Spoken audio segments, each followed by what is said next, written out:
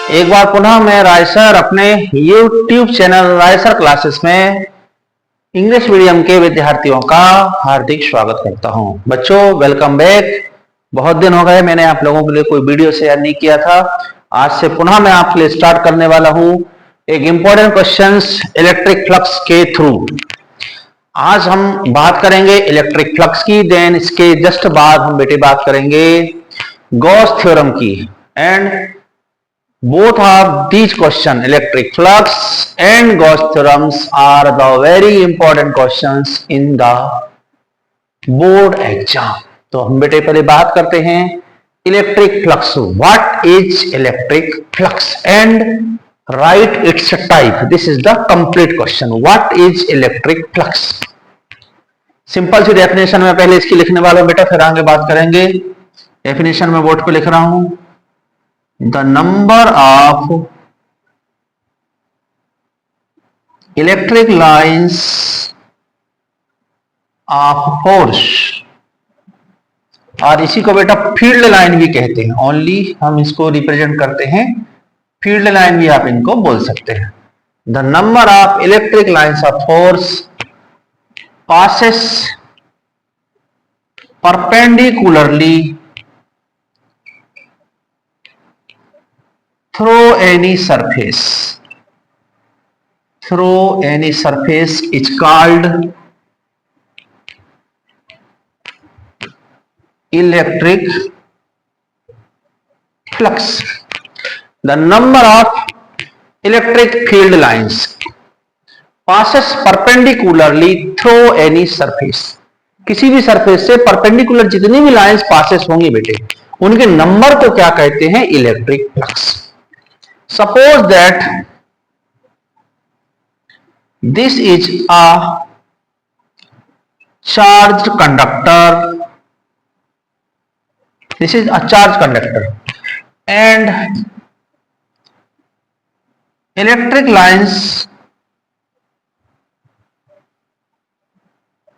passes in any particular direction. ये electric lines है बेटा, किसी पर्टिकुलर डायरेक्शन में पासेस हो रही है। इनका डायरेक्शन कैसे पता चलता है? आपको यहाँ यूनिट पॉजिटिव चार्ज को इमेजिनेट करना पड़ेगा। Imaginate the unit positive charge, then plus, and plus में क्या लगेगा बेटा? रिपल्सन लगेगा। अब सपोज दैट बेटा इसके सामने आपने एक क्या किया, एक सरफेस को इमेजिनेट करें। सिलेंडरिकल सरफेस ले लें, किसी भी शेप की ले सकते हैं। सिलेंडरिकल लेने से क्या होता है, इसमें बिल्कुल पूरा क्लियर हो जाता है। अब ये सरफेस है, एक सरफेस को मैं हाथ में भी लेके आपको बताने का प्रयास करता हूं बेटे। Suppose that this is a cylindrical surface, इस तरह से रखी हुई है। इसकी पोजीशन आप चेंज करके ऐसे भी कर सकते हैं। Now number of electric lines of force passes perpendicularly. ये जैसे मेरी फिंगर्स आप देख रहे हैं ना बेटे, ये फिंगर्स को क्या समझ लें आप, क्या सपोज कर लें? These are electric lines passes, इसमें से पासेस हो जाएंगी। अब कितनी पासेस होती हैं, उनके नंबर्स को ही क्या बोलते हैं? Electric flux. आप देख सकते हैं कि सारी लाइंस कर्व सरफेस से ही पासेस होंगी। ये बेटा दोनों है ना सर्कुलर सरफेस है, इसमें से एक भी लाइंस पासेस नहीं होगी। इसका मतलब है कि जो सर्कुलर सरफेस है बेटा, इसका इलेक्ट्रिक फ्लक्स जीरो आएगा।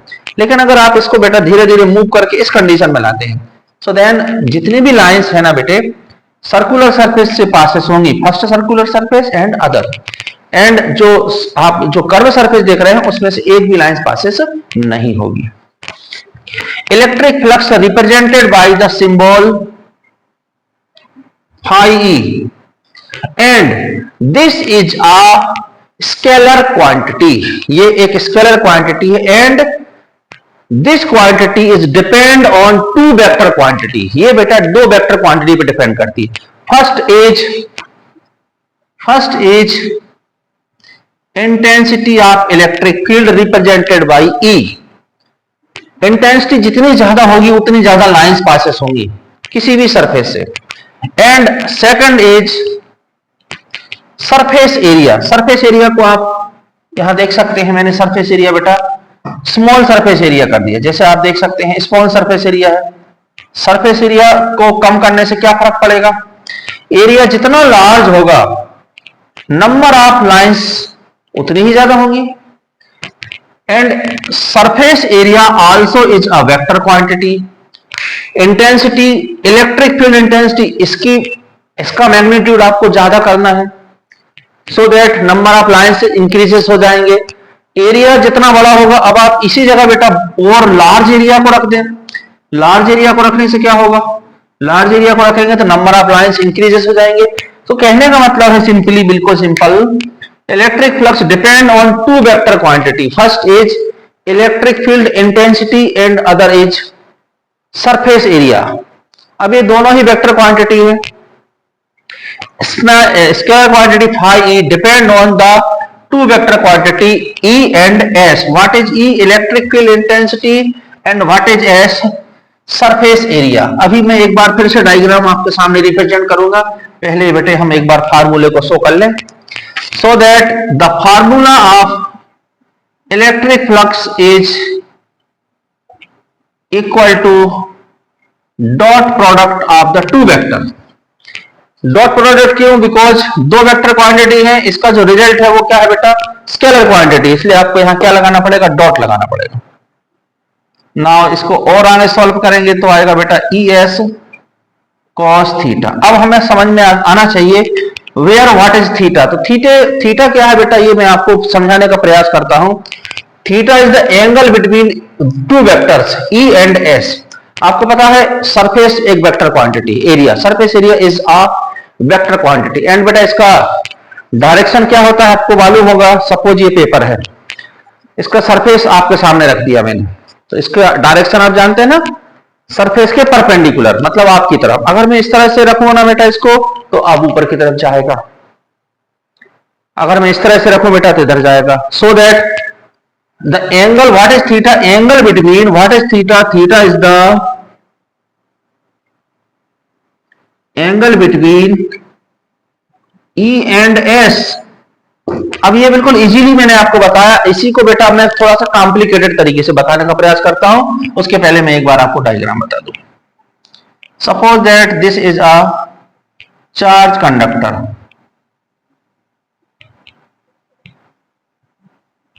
which is charged by plus charges, and these are electric lines of force, and take a surface, it is cylindrical surface, कुछ भी हो सकता है, बट मैंने आपको बताया ना कि इसमें तीन सरफेस है बेटा, इसलिए ये अपने को ज्यादा सूटेबल रहेगी। अब आप देख सकते हैं इंटेंसिटी E हो जाएगी। सरफेस एरिया इसमें एक नहीं तीन है बेटा। फर्स्ट आ जाएगा S1 circular surface and S2 also circular surface, and बीच में आएगा बेटा कर्व सरफेस S3। अब इन तीनों का ही वेक्टर आपको बताना है। तो S1 का वेक्टर का डायरेक्शन क्या होगा बेटा, वेक्टर एरिया ये हो जाएगा, S2 का ये हो जाएगा, और जो थर्ड वाला है ना बेटा उसका ये हो जाएगा, इस तरह से हो जाएगा। तो अब आपको समझना है what is theta, angle between E and vector surface S। So that for S1 इसका डायरेक्शन आप देख सकते हैं बेटा ऊपर की तरफ है, सर वेक्टर का डायरेक्शन ऊपर है, E का डायरेक्शन इधर है। So the angle between E and S is E and S1 is 90 degree. जब आप S2 की बात करेंगे तो it is also 90 degree, but for S3 it is 0 degree. Clear हो रही बात। S1 S2 इसमें से एक भी इलेक्ट्रिक लाइंस पासेस नहीं हो रही, इनका इलेक्ट्रिक फ्लक्स 0 होना चाहिए। तो इस फार्मूले में बेटे आप थीटा की जगह 90 पुट करें, cos 90 की वैल्यू कितनी होती है, 0 होती है। सो जो आंसर आएगा बेटा फाई का वो 0 हो जाएगा। लेकिन जब आप S3 को सॉल्व करेंगे तो S3 के लिए थीटा कितना है बेटा, 0 डिग्री है। So that phi equal to हो जाएगा ES। मैक्सिमम आएगा, मैक्सिमम किसके लिए आएगा, S3 के लिए आएगा। अब ये मैंने सिंपली आपको बताया। अब एक बार और बताऊंगा मैं कि what is theta. Theta is angle between electric field intensity and surface area. But एक बार और देखें, theta is the angle between electric field intensity and perpendicular of the surface. यहां मैंने वेक्टर की बात नहीं की, वेक्टर के रूप में मैं आपको पहले समझा चुका हूं, क्योंकि आपको पता है इसका जो वेक्टर है वो क्या होता है, परपेंडिकुलर ही होता है। तो अपन इसको ऐसे भी बोल सकते बच्चों कि E और जो एरिया का परपेंडिकुलर है उसके बीच का angle, angle between E and perpendicular of the surface, आप ऐसे भी बोल सकते हैं। जैसा आपको सूट करे, दोनों में सेम रिजल्ट आएगा। ओके, तो इस तरह से बेटा इलेक्ट्रिक फ्लक्स हो गया। अब इलेक्ट्रिक फ्लक्स की यूनिट भी हमें समझना है। यूनिट के लिए ई का यूनिट आपको पता है क्या होता है? ई का यूनिट न्यूटन पर कूलाम होता है, सरफेस एरिया का होता है बेटा metre square. So this is the unit of electric flux. अब ये बेटा दो तरह का होता है, टू टाइप का होता है। एक होता है पॉजिटिव और एक होता है नेगेटिव। पॉजिटिव कब होगा और नेगेटिव कब होगा, ये दोनों मैं आपको बताने का प्रयास करता हूं। Electric flux are two type. Let plus q charge at point O and this is the electric field. ये इलेक्ट्रिक फील्ड हो गई। नाउ अगेन नेगेटिव चार्ज आपको लेना है एट पॉइंट O और एक बार और बेटा ये बन जाएगा आपका इलेक्ट्रिक फील्ड क्रिएट हो जाएगी। इमेजिनेशन करें पॉजिटिव यूनिट चार्ज का अलग अलग डायरेक्शन में, तो इससे क्या पता चलेगा बेटा? Direction of electric field intensity. तो ये बेटा सेंटर से कहां जा रहे हैं? इनफाइनाइट की तरफ। लेकिन इसमें आपको इनफाइनाइट पर आपको पॉजिटिव यूनिट चार्ज रखना पड़ेगा। सो बेटा प्लस माइनस में अट्रैक्शन लगेगा, तो ये है ना डायरेक्शन हो जाएगा टुवर्ड्स द सेंटर पॉइंट। तो यहां पर आप देख सकते हैं पॉजिटिव फील्ड है, ये नेगेटिव फील्ड है। यहां पर इलेक्ट्रिक लाइंस कहां जा रहे हैं? बाहर की तरफ जा रहे हैं। तो जब इलेक्ट्रिक लाइंस बेटा सरफेस से बाहर की तरफ जाते हैं, आउटसाइड जाते हैं, तो ये हो जाता है बेटा पॉजिटिव इलेक्ट्रिक फ्लक्स, और जब अंदर की तरफ आते हैं तो ये होता है बेटा नेगेटिव इलेक्ट्रिक फ्लक्स। ओके, तो दो तरह का होता है, ये आपको क्लियर हो गया। अब मैं आपको समझाने वाला हूं बेटा another important question, Gauss theorem. तो प्यारे बच्चों एक और मोस्ट इंपॉर्टेंट क्वेश्चंस की बात करते हैं, गॉसेस थ्योरम। इसका जो क्वेश्चन है वो किस तरह से एग्जाम में आ सकता है? Right and prove Gauss's theorem, right the statement and prove it, इस तरह से भी आ सकता है। तो पहले मैं आपको स्टेटमेंट के बारे में बता रहा हूं बेटा। First be study the statement of Gauss theorem in mathematically form. ये बेटा मैथमेटिकली फॉर्म में हमने लिख दिया है। इसी को बेटा इन वर्ड्स में लिखने का प्रयास करता हूं। आप जानते हैं what is phi E? What is phi E? Electric flux means electric lines of force passes through perpendicularly through any surface। अब इसकी वैल्यू कितनी होगी? 1/epsilon0 times 1/epsilon0 times of the charge present inside the surface। मतलब एक surface है बेटे, close surface है, ये ध्यान रखना। गॉस थ्योरम अभी बताऊंगा मैं आपको, ये केवल क्लोज सरफेस में ही अप्लाई होती है। तो एक क्लोज सरफेस को इमेजिनेट करें। Let this is a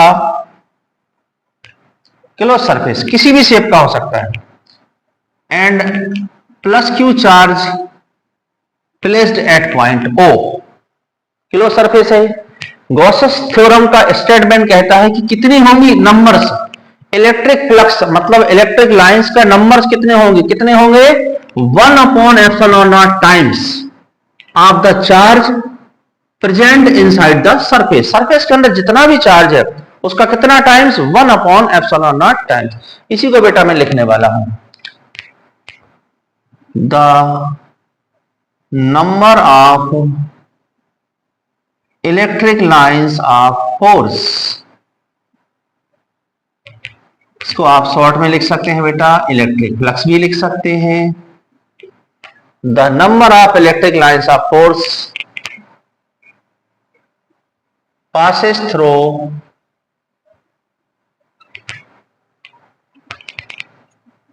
any surface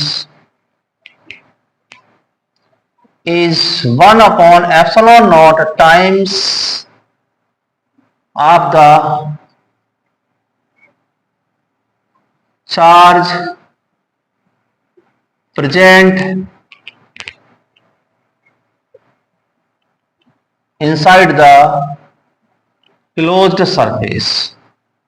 कोई भी क्लोज सरफेस है उसमें जितना भी चार्ज है उसका कितना टाइम्स? 1/epsilon0 times. तो आप इसको पहले बेटा मैथमेटिकली तैयार करें, फिर इसी को अपने शब्दों में लिखना सीखें। इतना सब ना लिख के आप ओनली क्या लिख सकते हैं? Electric flux, the number of electric lines of force और electric flux passes through any surface is 1/epsilon0 times of the charge present inside the close surface. अब इसको बेटे हम प्रूव करेंगे। इसको प्रूव कैसे करेंगे, तो एक क्लोज सरफेस को इमेजिनेट करते हैं। Suppose this is close surface S, और बेटा ये है ना सर्कल नहीं है, ध्यान देना, यह है स्फेयर है। अब यहां से आर डिस्टेंस पर आपको इमेजिनेट करना है स्मॉल सरफेस का। ये स्मॉल सरफेस हो जाएगा बेटा ds। इसी स्मॉल सरफेस पर आपको यूनिट चार्ज पॉजिटिव इमेजिनेट करना है। इससे पता चल जाएगा direction of electric field intensity का। एंड सेम इसी जगह पर आपको बेटा एक परपेंडिकुलर ड्रॉ करना है। परपेंडिकुलर ड्रॉ क्यों करेंगे, जिससे हमें पता चल जाए एंगल किसके बीच का, बिटवीन E एंड S। तो ठीक इसी जगह पर आपको परपेंडिकुलर ड्रॉ करना है, सो दैट एंगल बेटा कितना आएगा, 0 डिग्री आएगा। तो इसकी लैंग्वेज आपको समझ में आ गई। थोड़ा सा मैं बोर्ड पे भी लिख देता हूं। ये हमें प्रूव करना है, प्रूव करते हैं हम। Let take a spherical surface S and plus Q charge present inside the surface. Now take small surface ds, therefore electric flux link with small surface ds। तो इलेक्ट्रिक फ्लक्स का जो मैंने आपको फार्मूला बताया था, आपको बताया मैंने फाई ई इक्वल टू, इसी वीडियो में, E डॉट एस वेक्टर के फॉर्म में। स्मॉल है बेटा तो उसमें d लगा दीजिए आप, means D phi E equal to E into D S, vector form में लिख दिया इसको बेटा। अब इसको आप वेक्टर फॉर्म को हटा दीजिए तो क्या बन जाएगा, E D S cos theta. Now theta कितना है, अभी आपको मैंने क्लियर किया। Now theta equal to 0 because electric field intensity का डायरेक्शन, और इसी सरफेस पर आपको बेटा परपेंडिकुलर ड्रॉ करना है तो 0 आ जाएगा angle. So that D phi equal to हो जाएगा ई डी एस, कॉस 0 की वैल्यू 1 होती है। नाउ ई डी एस हो जाएगा। अब ये बेटा स्मॉल सरफेस के लिए। अब टोटल सरफेस के लिए क्या करना पड़ता है, याद करें आप लोग बताएं। टोटल सरफेस के लिए फाइंड करना है अपन को, तो फिर इसका इंटीग्रेशन करना पड़ेगा। सो दैट इसको इंटीग्रेशन करेंगे तो डी फाई का क्या हो जाएगा, फाई हो जाएगा। यहाँ इंटीग्रेशन का साइन स्फेरिकल साइन देना पड़ेगा बिकॉज सरफेस इंटीग्रेशन है, एंड सरफेस का नाम क्या है बेटा, एस है। So that it is E D S हो जाएगा। अब ई को बाहर निकाल लें, ई बाहर आ जाएगा, अंदर बचेगा ओनली ds। ds का इंटीग्रेशन बताइए कितना होता है, अपने आप को बताइए। ds का इंटीग्रेशन होता है s। What is s, s is the spherical surface. s की वैल्यू कितनी होगी बेटा, याद करो, 4 पाई आर स्क्वायर हो जाएगी, यहां पुट कर दीजिए। So that phi E equal to E into 4 pi R square. हमें प्रूव क्या करना है, अभी थोड़ी देर पहले मैंने आपको बताया था, हमें प्रूव करना है phi E equal to Q into 1 upon epsilon naught. अब यहां से बेटे हम ई को हटाने का प्रयास करेंगे। व्हाट इज ई, याद करें, what is E, is the intensity of electric field due to point charge. यहाँ पॉइंट चार्ज है प्लस क्यू, कितनी डिस्टेंस है, आर है, और यहाँ एक पॉइंट आपको लेना पड़ेगा पी। सो दैट इसको नंबर 1 डाल देता हूं मैं, एंड नाउ ई की वैल्यू पुट करेंगे तो ई की वैल्यू कितनी होती है बेटा, 1 upon 4 pi epsilon naught Q by are square. याद करें आप लोग, ये वैल्यू आपको पुट करना है फ्रॉम इक्वेशन फर्स्ट में, पुट कर दीजिए। So that phi E equal to हो जाएगा 1 upon 4 pi epsilon naught Q by are square into पहले से क्या लिखा हुआ है 4 पाई। अब कैंसिल कर दीजिए, जितनी क्वांटिटी कैंसिल हो जाए कैंसिल कर दीजिए, 4 पाई कैंसिल हो जाएगा, आर स्क्वायर बचा क्या, remaining is Q into 1 upon epsilon not. इस तरह से ये बेटा गॉस थ्योरम हमने सॉल्व कर दी। तो बहुत इंपॉर्टेंट क्वेश्चन है गॉस थ्योरम का। This is the most important question for this unit. एक बार और समझ ले। Let S is a spherical surface, take a point O and plus Q charge placed inside the surface. Take another point P and small surface ds at separation R. Electric field intensity का direction पता करने के लिए यहां आपको इमेजिनेट करना पड़ेगा positive unit charge का, सो दैट बेटा ये रिपल्सन होगा, और इसी जगह आपको परपेंडिकुलर ड्रॉ करना। क्यों करना? जिससे E और S का क्या पता चल जाए, एंगल। तो ये मैंने लैंग्वेज लिख रखी है, एक बार में समझा देता हूं। पहले इसका स्टेटमेंट आपको बता दिया था मैंने, प्रूव कर रहा हूं। तो let take a spherical surface S and plus Q charge present inside the surface. Now take small surface DS, ये स्मॉल सरफेस लिया हमने, and electric flux link with small surface DS. तो इलेक्ट्रिक फ्लक्स का formula phi से start होता है, but small surface के लिए आपको क्या लगाना पड़ेगा बेटे? डी लगाना पड़ेगा। तो D phi equal to E into DS. Vector को रिमूव करेंगे तो कॉस आ जाएगा, थीटा कितना है? 0। कॉस 0 की वैल्यू 1 होती है। स्मॉल के लिए हो गया, टोटल के लिए आपको इसका इंटीग्रेशन करना पड़ेगा। ई बाहर आ गया, डीएस का इंटीग्रेशन एस, एस की वैल्यू कितनी होगी? 4 पाई आर स्क्वायर। क्यों होगी? Because this is a sphere, 4 pi R square. और अब बेटा यहां से ई को हटाएंगे तो what is E? Intensity due to point charge. इसकी वैल्यू आपको पता है, ये मैंने आपको इस वीडियो के पहले वाले वीडियो में आपको प्रूव करके बताया है। सभी कैंसिल हो जाएंगे और जो रिमेनिंग बचेगा बेटा वो क्या हो जाएगा? गॉस थ्योरम प्रूफ हो जाती है। तो यहां लिख देंगे हेंस प्रूफ। अब इलेक्ट्रिक फ्लक्स हो गया, देन गॉस थ्योरम हो जाती है। अब बेटा जो आगे जो क्वेश्चन है इसी वीडियो में आपको बताने वाला हूं, गॉस थ्योरम के एप्लीकेशन ऑफ गॉस थ्योरम। तो इसके बेटा 4-5 क्वेश्चन है। मैं आज बता देता हूं, कुछ नेक्स्ट वीडियो में बताऊंगा आपको।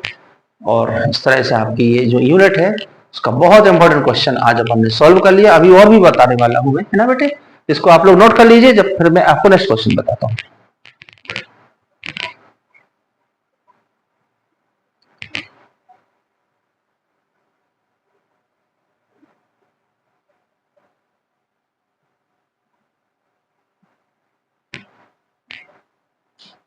बच्चों नेक्स्ट क्वेश्चन में लिखने वाला हूं, और ये पढ़ रहे हैं अपन बेटे क्या? Application of Gauss theorem. इसका फर्स्ट क्वेश्चन है, derive Coulomb's law by Gauss theorem. Question समझ में आ गया? कूलॉम्स लॉ हमें फाइंड करना है। हेल्प किसकी लेना है बेटे? गॉस थ्योरम की। गॉस थ्योरम आपको मैंने अभी जस्ट आपको स्टडी कराई, और बेटा कूलॉम्स लॉ हम पहले पढ़ चुके हैं। तो दोनों को मैं एक बार यहां लिख देता हूं। कूलॉम्स लॉ में क्या होता है बेटा? 1/4 pi epsilon naught Q1 Q2 by are square. ये क्या है बेटे? Coulomb's law. And Gauss theorem में हमने स्टेटमेंट में क्या देखा? Phi E equal to Q into 1/एप्सिलॉन नॉट। अब इन दोनों ही लॉ, एक तो कूलॉम्स लॉ और गॉस थ्योरम, इनकी क्या कंडीशंस हैं? तो आपको याद होगा कूलॉम्स लॉ कब अप्लाई होता है? 2 पॉइंट चार्ज होते हैं, 2 पॉइंट चार्ज। और गॉस थ्योरम ओनली अप्लाई होती है ओनली फॉर क्लोज सरफेस, और इसमें बेटा एक ही चार्ज होता है। तो हम कुछ ऐसा करेंगे कि दोनों की कंडीशंस को हम कंप्लीट कर सके। ओके, इसकी हेल्प लेना है और हम इसको सॉल्व करेंगे।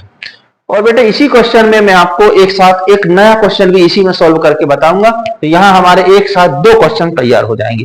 तो हमें क्या फाइंड करना है? समझ में आ गया? हमें बेटे फाइंड करना है कूलॉम्स लॉ। हेल्प किसकी लेना है? गॉस थ्योरम की। आंसर, गॉस थ्योरम के अकॉर्डिंग हम पहले कंडीशंस को फॉलो करते हैं। Take plus Q charge at point O। अब गॉस थ्योरम बेटा कब अप्लाई होती है? जब क्लोज सरफेस हो। Gauss theorem applied only for close surface, and close surface is called Gaussian surface. नाम पर ध्यान दें, ऐसा सरफेस जहां गॉस थ्योरम यूज हो सकती है, अप्लाई हो सकती है, उसको बेटा कहते हैं गाउसियन सरफेस। ओके, तो ये गाउसियन सरफेस आपको बनाना पड़ेगा। इसके लिए बेटा एक रेडियस लेते हैं, सपोज करें आर को रेडियस ले लें, ओ को सेंटर ले लें बेटे, और एक आपको क्लोज सरफेस क्रिएट करना है। So now this is the close surface. ये बेटा स्फीयर है, ध्यान देना है ना। और ये सरफेस हो जाएगा एस, यहां पर स्मॉल सरफेस हो जाएगा एट पॉइंट पी पर ds बाकी अभी थोड़ी देर पहले आपको बताया था मैंने, इलेक्ट्रिक फील्ड का डायरेक्शन बताया था। यहीं पर परपेंडिकुलर ड्रॉ करेंगे तो टेन परपेंडिकुलर और ई मतलब दोनों के बीच का एंगल कितना आ जाएगा, 0 डिग्री आ जाएगा। तो पूरी लैंग्वेज लिख रहा हूं मैं, जरा ध्यान दें आप लोग। Let plus Q charge present at point O, draw a sphere of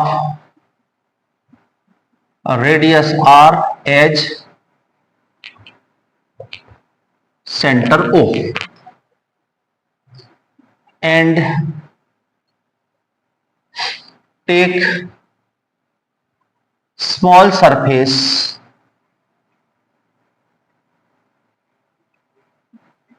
at point P, small surface ds at point P.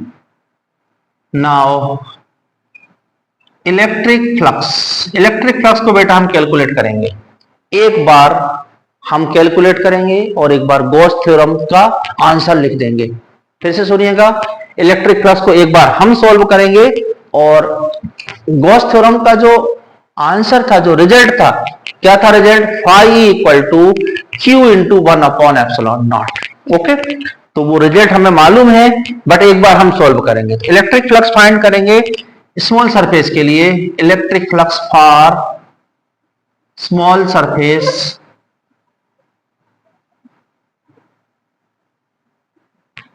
so that it is d phi e equal to e into ds in vector form में लिखेंगे।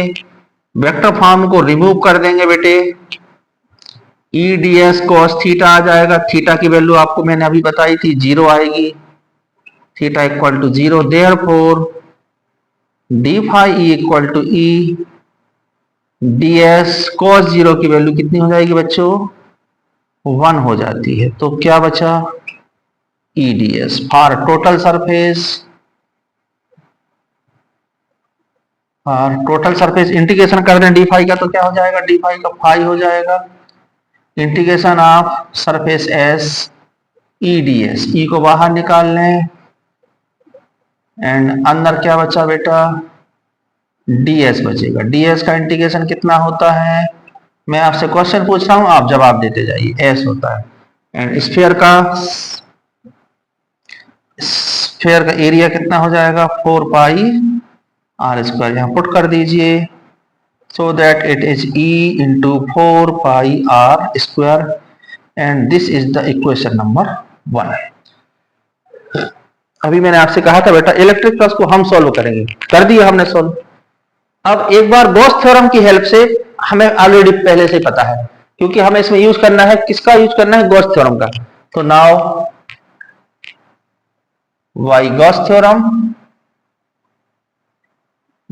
में आपने क्या पढ़ा हुआ है, study की हुई है, phi E equal to Q into 1 upon epsilon naught times second.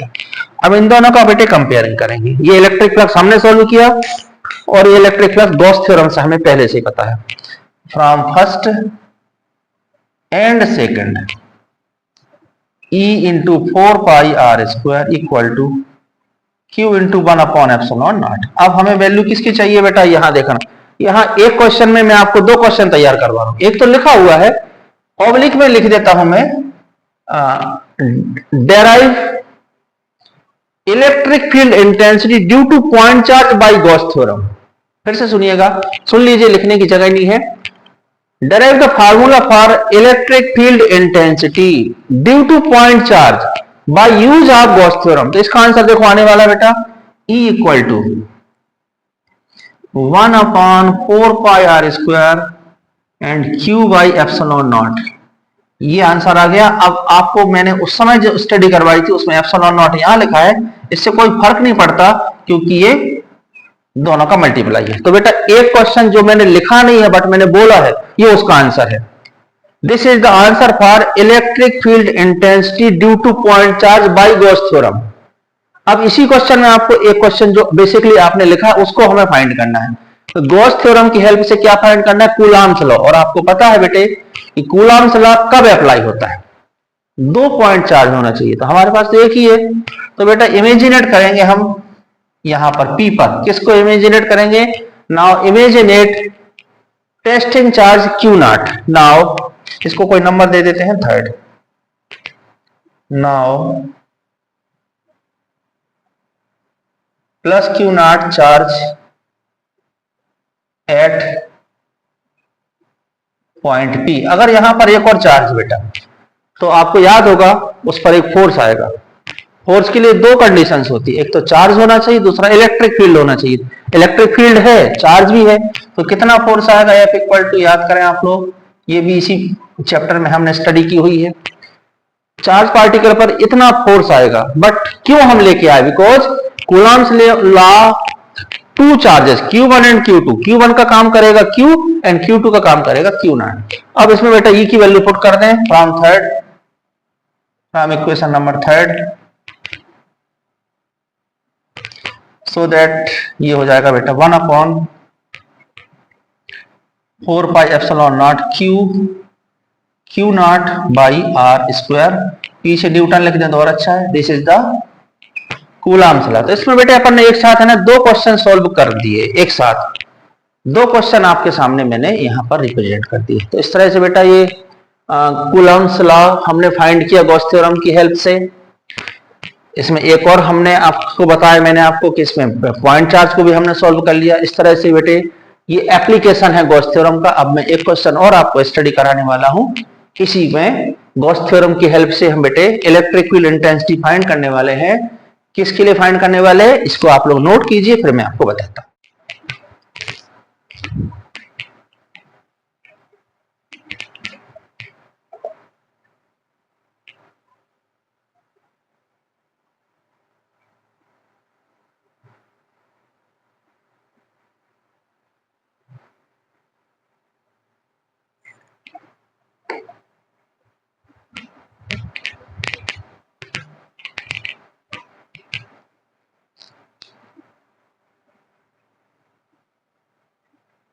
बच्चों एक इंपॉर्टेंट क्वेश्चन पे हम आ जाते हैं।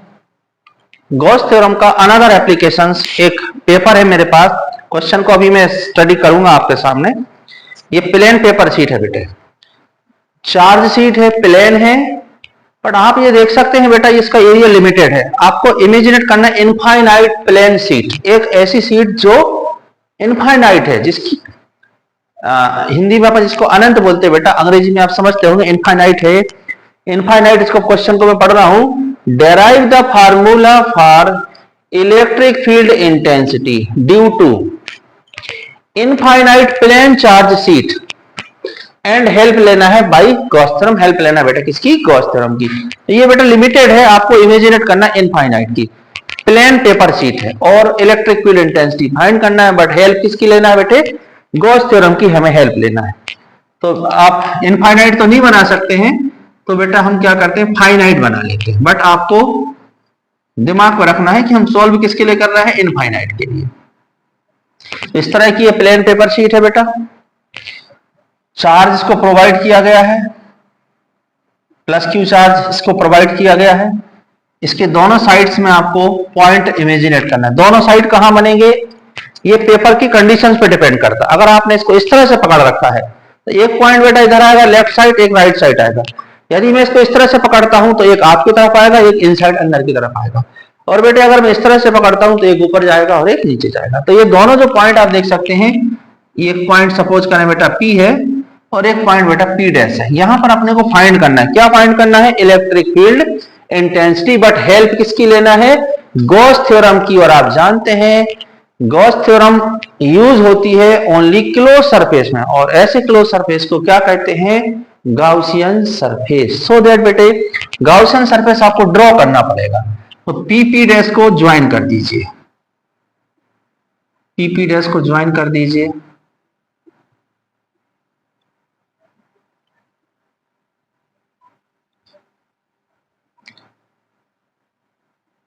और एक ये बेटा क्लोज सरफेस आपको ड्रॉ करना है। इसमें बेटा 3 क्लोज सरफेस आपको देखना है। एक क्लोज सरफेस पीक पर है जिसका नाम मैंने S1 रख दिया, एक पी डैश पर है जिसका नाम बेटा मैंने S2 रख दिया, और जो आप बीच में देख सकते हैं बेटा ये कर्व सरफेस है, ये S3 है, और ये बीच में अभी थोड़ी देर बाद बताऊंगा ये क्या है। थोड़ी देर आप लोग पेशेंस रखें, इसके बारे में बात करेंगे। तो ठीक है, जिस तरह से मेरा मार्कर पेन है इसी तरह से है ये। एक सिलेंडरिकल सरफेस बन गया, इसमें दो सर्कुलर सरफेस है बेटे, और बीच का है कर्व सरफेस। अब इंपॉर्टेंट बात यह है, इलेक्ट्रिक लाइंस का डायरेक्शन आपको समझना है। तो ये जो पेपर है ना बच्चों, ये इस तरह से है, चार्ज है, दोनों साइड्स में इलेक्ट्रिक लाइंस पासेस होंगे, तो ये जो डायरेक्शन हो जाएगा बेटा, ये इलेक्ट्रिक लाइंस का direction means electric field intensity का हो जाएगा। सेम इसी तरह इधर भी हो जाएगा। अब ये जो S1 और S2 है, दोनों सरफेस कैसे हैं? परपेंडिकुलर है। किसके परपेंडिकुलर है? इलेक्ट्रिक लाइंस के। और जो बेटा S3 है ये पैरेलल है। परपेंडिकुलर होने से क्या होगा, यहां पर आप एक परपेंडिकुलर ड्रॉ करेंगे तो थीटा आप समझ सकते हैं बेटा 0 आ जाएगा। सेम यहां पर भी आपने एक परपेंडिकुलर ड्रॉ किया तो थीटा कितना आ जाएगा? 0। बट जब हम इस पे बात करते हैं S3 पर, तो थीटा है ना बेटा 90 डिग्री आएगा। तो जो पैरेलल सरफेस है उसमें थीटा कितना आ रहा है? 90 डिग्री। और जो परपेंडिकुलर सरफेस है उसमें थीटा कितना आ रहा है? 0 डिग्री। अब आपको लग रहा होगा कि सर परपेंडिकुलर है और एंगल 0 आ रहा है, तो एंगल है क्या? What is theta? Theta is the angle between electric field intensity and perpendicular of the surface. Surface पर परपेंडिकुलर ड्रॉ करना है। एंड मैं परपेंडिकुलर सरफेस की बात कर रहा हूं, इलेक्ट्रिक लाइंस परपेंडिकुलर है किसके? सरफेस के। तो थीटा कितना बनेगा? 0 बनेगा, यहां भी 0 बनेगा, और इधर कितना बनेगा? 90 डिग्री बनेगा। ओके, एक बार और मैं आपको समझाने का प्रयास करता हूं। सपोज करें बेटा, ये मेरा पेन आप देख सकते हैं, मेरी फिंगर को देखें, फिंगर इलेक्ट्रिक लाइंस है, और ये है ना बेटा सर्कुलर सरफेस है। तो आप देख सकते हैं फिंगर परपेंडिकुलर है कि नहीं सर्कुलर सरफेस के। लेकिन जो कर्व सरफेस है बेटा इसके पैरेलल है। लेकिन जैसे ही मैं इसको यूं करता हूं तो आप देख सकते हैं परपेंडिकुलर होंगे। तो जब सरफेस परपेंडिकुलर होता है तो एंगल कितना होगा? एंगल इलेक्ट्रिक फील्ड एंड इस पर परपेंडिकुलर ड्रॉ करेंगे तो दोनों के बीच में एंगल बनेगा 0 का। लेकिन जब मैं इस तरह से रखता हूं बेटा तो यहां पर भी एंगल बनेगा 0 का, और इस तरह रखता हूं तो इस पर एंगल बनेगा 0 डिग्री का। लेकिन जो सर्कुलर सरफेस है इसका परपेंडिकुलर ऊपर जाएगा, और इलेक्ट्रिक लाइंस ये है, तो दोनों के बीच में एंगल कितने का आएगा? 90 डिग्री का आएगा। अब हमें फाइंड करना है इलेक्ट्रिक फील्ड इंटेंसिटी। इसमें कितने सरफेस हैं बेटे? 3 सरफेस हैं। इसके अलावा एक चीज और मैं आपको समझा दूं, सिग्मा के बारे में आप लोग जानते होंगे, सिग्मा, लैम्डा एंड रो, ये क्या होती है? चार्ज डेंसिटी होती है।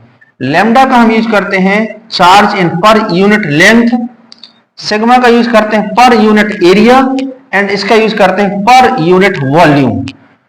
अब ये मार्कर पेन है और ये आपकी प्लेन शीट है, इसके अंदर मैं इसको ले लेता हूं, ये इस तरह से इसके अंदर चला गया। तो ये पेन का कितना पार्ट्स इसके कांटेक्ट में है?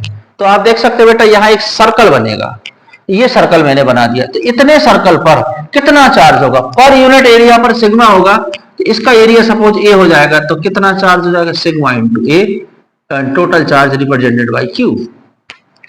एक बार और मैं इसको बना के बता देता हूं। Let charge on area A, total area A पर कितना चार्ज है? Sigma. So therefore charge on unit area पर कितना आएगा बच्चों?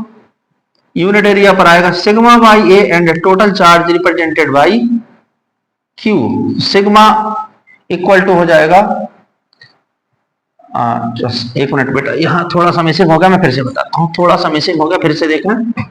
What is sigma? सिग्मा क्या होता है? Charge in per unit area, पर यूनिट एरिया पर, ये फार्मूला को मैं फिर से रिप्रेजेंट करके बताता हूं। Charge in per unit area, let, ये टोटल एरिया है ना बेटा, इसको ए से रिप्रेजेंट करें। Let charge on area A, इस पर कितना चार्ज है बेटा? टोटल एरिया पर कितना चार्ज है? क्यू चार्ज है। Therefore charge on unit area, unit area पर कितना चार्ज आएगा? क्यू बाई ए आएगा, और यूनिट एरिया पर जितना चार्ज होता है उसी को कहते हैं sigma. So that it is sigma equal to Q by A हो जाएगा। अब इससे हम फाइंड कर लेंगे Q equal to sigma into A. तो यहां जो मैंने लिखा था अब ये निकल गया, अब इसको मैं लिख देता हूं, मैंने इसको रफ कर दिया था। Q इक्वल टू फाइंड हो गया sigma into A. What is sigma? Charge on पर यूनिट एरिया। टोटल एरिया पर कितना चार्ज है? Q। तो पर यूनिट एरिया पर कितना बनेगा? Q बाई ए होगा और इसको रिप्रेजेंट करते हैं सिग्मा से।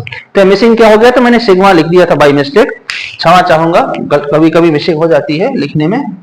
तो इसकी अभी हमें को जरूरत पड़ने वाली बेटा है ना, इसका यूज कर लेते हैं, अभी करेंगे थोड़ी देर के बाद। Late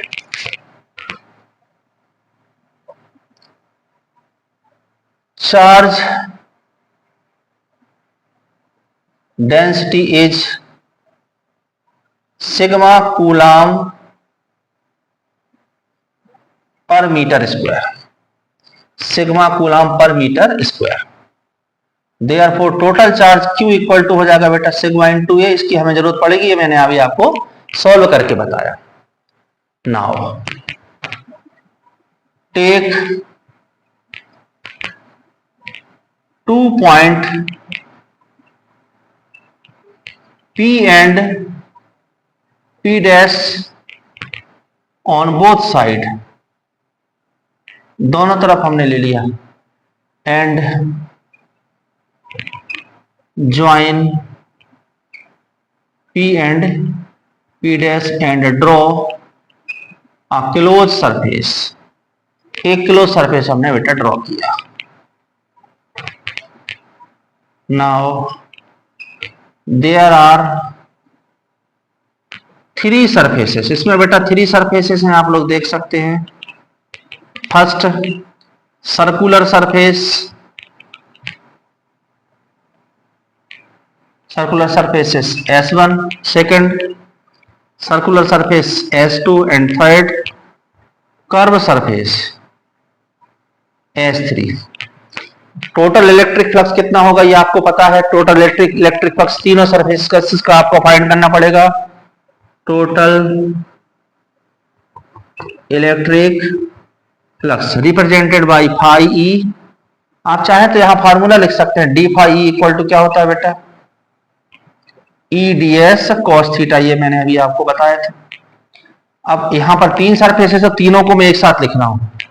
S1 E S1 cos theta plus E S2 cos theta and third आएगा बेटा ई S3 cos थीटा। इस तरह से 3 आ जाएंगे।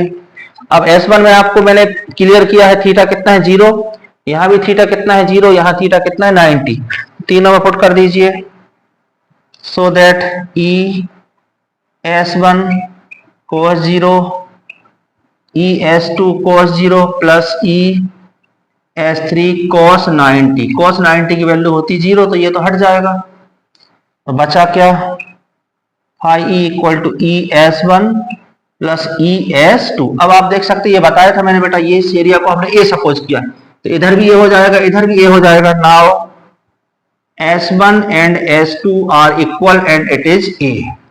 तो इन दोनों के रिप्लेस में आपको ए लिखना है।